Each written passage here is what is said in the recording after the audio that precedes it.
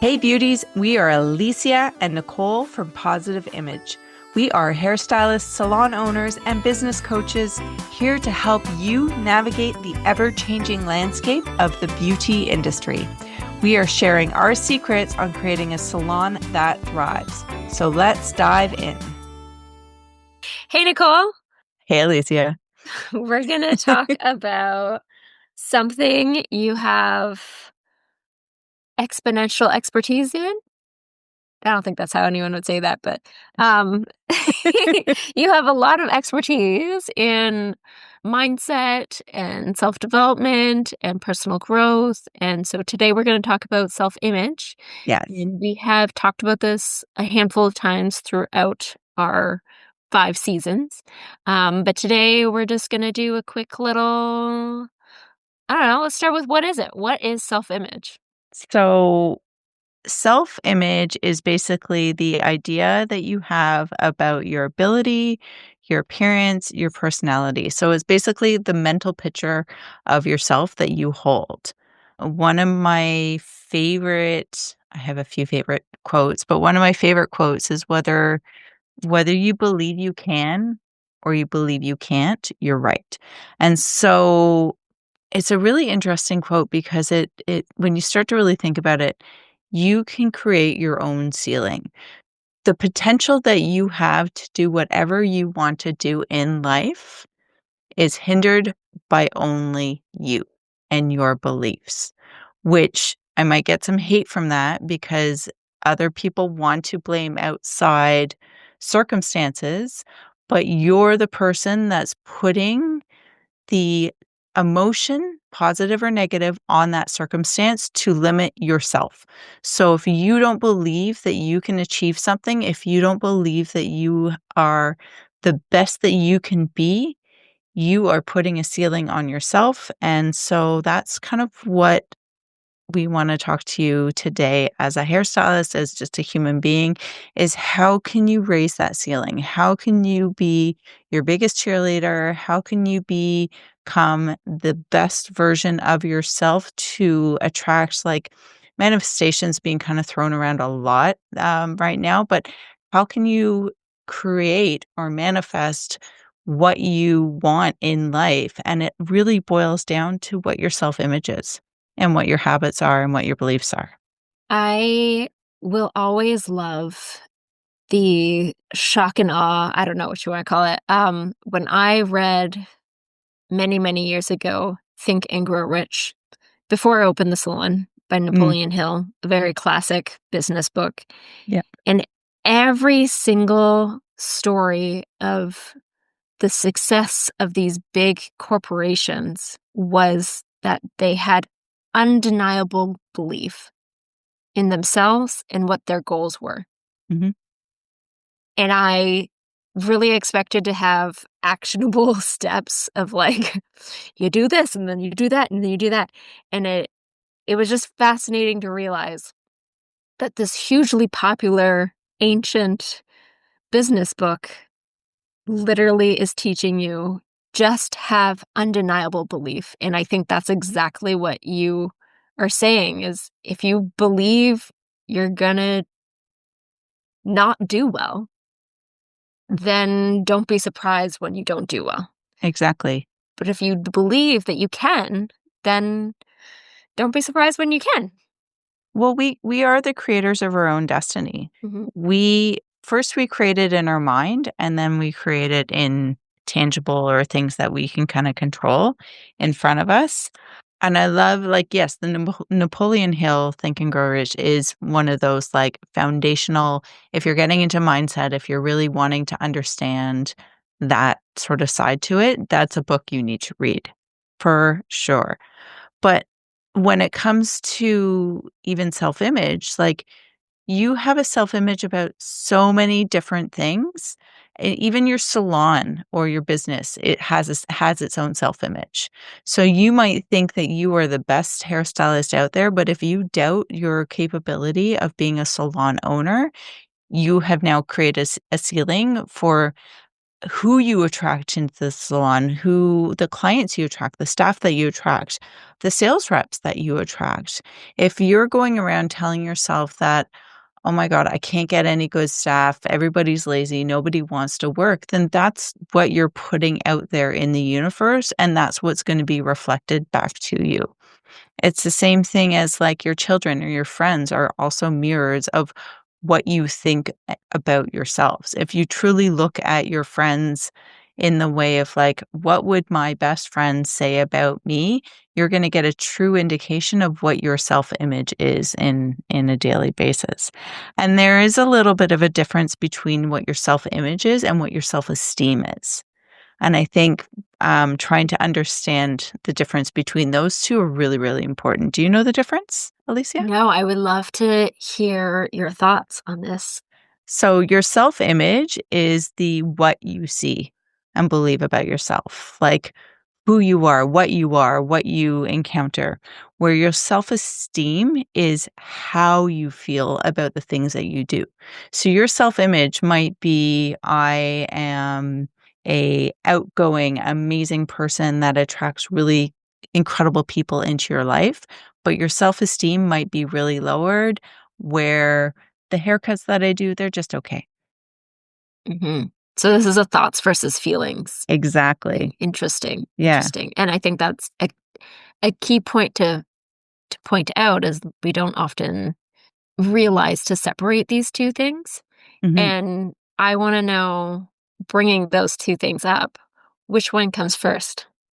Oh, this is this is actually a really important I and you we did not set this up beforehand, and I love that Alicia is kinda clued into my, way of thinking. But you actually want to think from it's both. There's something called the stick figure, and the stick figure goes back, I think it's the 1930s when it kinda created, and it's basically your thoughts, your feelings, and then your actions. And so what you really want to start thinking about is how you feel about things. That is the way you feel about things is what drives the way you think about things. And you can analyze what you're feeling a lot easier than you can analyze what you're thinking, if that makes any sense. Mhm. Yep. You have to work with both. You have to work with both. But if I'm trying to create a bunch of clients to walk in the door, what I really want to think about first is A, what that clientele is that I want in the door, and what type of a hairstylist do they want to be doing their hair. And so once I figure out what the type of hairstylist they want to be doing their hair, then I start to look at like how do they feel when they're cutting their hair? How do they act? How are they in the presence? Like what are the feelings that's happening? And so from those feelings, well, what does this type of hairdresser, how do they think? How do they have the conversation? And then from the feelings to the thoughts, then all of a sudden you start creating and attracting those sort of people because you have those thoughts and feelings that are kind of in tandem with the person that you want to be with that self-image. Does that Yeah. make sense? Okay. Yeah. Yeah, yeah. It's it's not, I mean, I think with anything self-development or perspective mindset, it's not a, "Okay, cool, I'm just gonna think great things now." Like, you have to take an internal assessment of, "Okay, you can think this, but how are you actually feeling, and what Mhm. are your actions showing?" Versus just, "Let me just think amazing things." Because if you aren't, you can think you're great, but if you don't feel great, your actions aren't gonna be great. Yeah. And then it doesn't really matter what you've thought because you don't actually believe what you thought from an internal, like, physical, standpoint. Yeah, I think that's really cool. And if in even simpler terms, like, if you're having a bad day, and how hard is it to smile?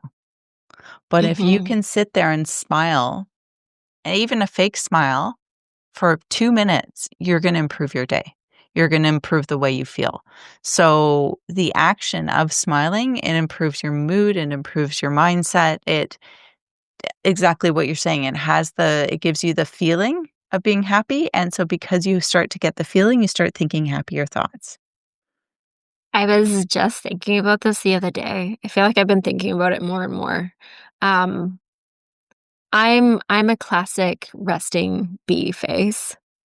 Uh, and I can definitely go around and walk around and not smile, and I've had plenty of people who did the, "You should smile more." Um,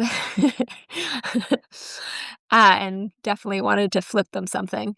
Um, at the same time, like, working in customer service and knowing that I have an uninviting resting face, um, I actually make it a point to have a bit of a resting smile. Like, I intentionally put a smile where, I almost feel like it's a bit more natural for me to have a resting smile now. And even I went out and did some shopping yesterday, and I will intentionally smile and make eye contact with anyone who looks my way. Not in a, like, deep stare where I'm looking for connection and conversation. I think it really is powerful if you're sitting there with a even if your resting face is not intentionally sad or angry, um, it still is more of a resting emotion versus a higher elevated emotion. And for me, walking around with that little bit of smile, if I can feel good and I feel happy, and then I receive the smile back from someone else because 'cause they're like, "Oh, someone's smiling at me. Okay, I'm gonna smile because they are contagious." And then that person's smiling, and that also elevates me. And I think more and more, especially over the last handful of years, the number of people that are not happy and don't know what to do with it and just overwhelmed with life. And so we have more and more people with a sad, miserable, angry, whatever it might be, look on their face. But if we start to incorporate just for ourselves, never mind the reaction back, but just for ourselves to just go out, you don't have to make eye contact like I do. But just go out with like, I have a bit of a smile on my face. I'm just gonna whether I feel that way inside or not, I'm gonna take that action to put a smile on my face. You start to feel happier. Mhm. Totally. One of my, and this probably comes as no surprise, one of the sayings that went through my teenage years with me was smile and the whole world smiles back at you. Mhm. And that was like, surprise, surprise, that was kind of like my mantra, while I was a teenager, which is interesting because you usually picture teenagers as being like, angry and emo and all of those The things. world's against me. The world's against me, I can't do it. But I think this also speaks to, like, starting the day with a gratitude journal. I know when, my husband and I went through a really tough time, and that was one thing every morning we'd wake up, and it was always like "Okay, what are we grateful for today?" And it could be something as simple as, like, I am grateful for our amazing comfy bed, to be able to turn on the tap and have hot water come out of it, and my dog, because my dog always brings me smiles.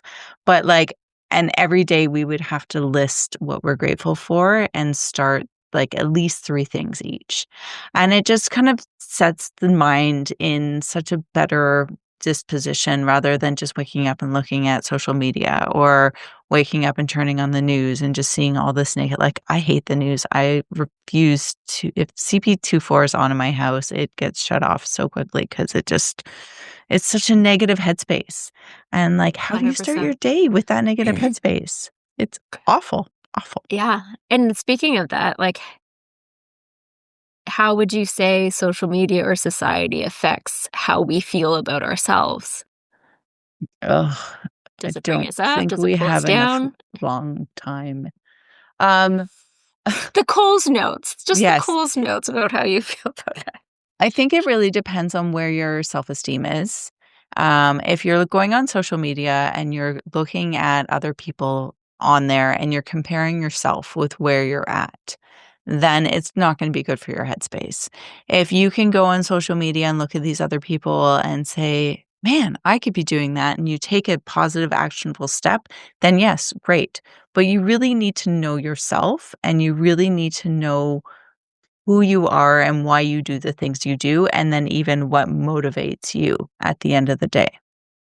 I think that's a great point. Like, if you're gonna be on these, I I don't know, external sources of thoughts and feelings, you need to be in a good place so that it can inspire you versus being in a bad place so that it can, create comparison and bring you down of not enough feeling not enough compared to other people. Yeah.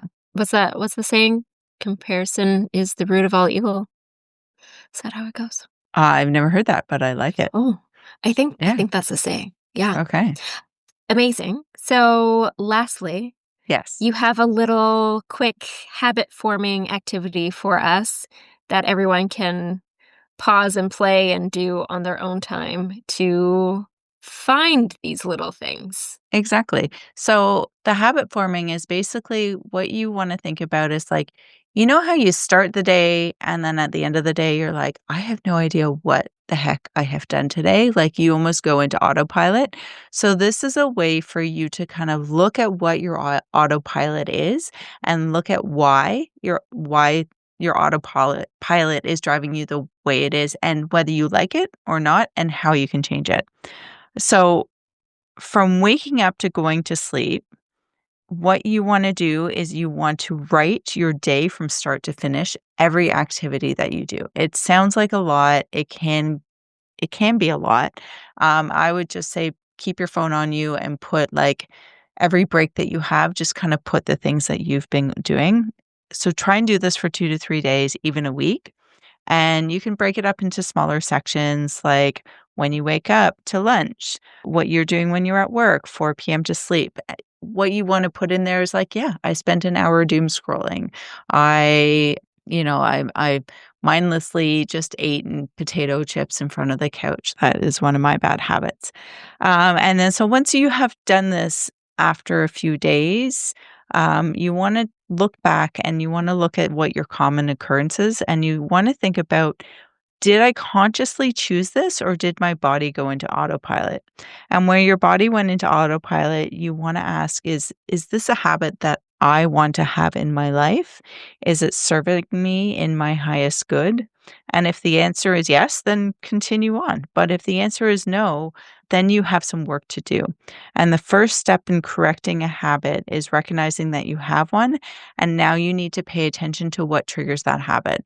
So, with eating potato chips on the couch at the end of the day, I know that I am not actually eating all of my meals at work. So by the end of the day, after dinner, I am so hungry that I ate my dinner way too fast. I haven't had enough water. And so what am I going to go for? I'm going to go for that salty snack, which is also a habit and also feeds the, um, uh, what's it called? Tactile? Tactile, like, I sucked my thumb, I smoked, we were talking about this earlier where, like, to quit smoking, I actually knitted. So I need to be doing something with my hands, and if I'm not careful, then it's something as simple as, like, grabbing potato chips and taking the chip to my mouth, which is a very similar movement as smoking is. So the awareness around that, now when I go reach for the potato chips, I can stop myself and say, "Am I hungry or do I just need something to fidget?" And if I need something to fidget, then I will go and find my fidget thing that I'm doing, which is usually an arts and crafts or something, and so I can just sit on the couch and fidget with that rather than feeding myself potato chips, which I do not need. Ah, love potato chips. Amazing. Thank you, Nicole. I'm excited to hear everyone's results. If you want to know more about self-image and work more closely through it, on it, have someone support you through it. Um, Nicole's contacts is in our notes, so definitely reach out and she'd be more than happy to coach you through those things. Yes. Any last words? Um It's it's not something that you can do overnight. You can, but this is a lifelong progress, and you just gotta keep working at it, baby steps, and I think the best thing you can do is try smiling at yourself in the eyes in the mirror for at least a minute every day, and it gets easier and easier. And love yourself. Really love yourself. Thanks so much for listening in today. The Positive Image Podcast exists to empower hairstylists and salon owners with real conversations, practical tools, and authentic stories, building confidence, connection, and community in the beauty industry. Subscribe to stay tuned in for our next episode.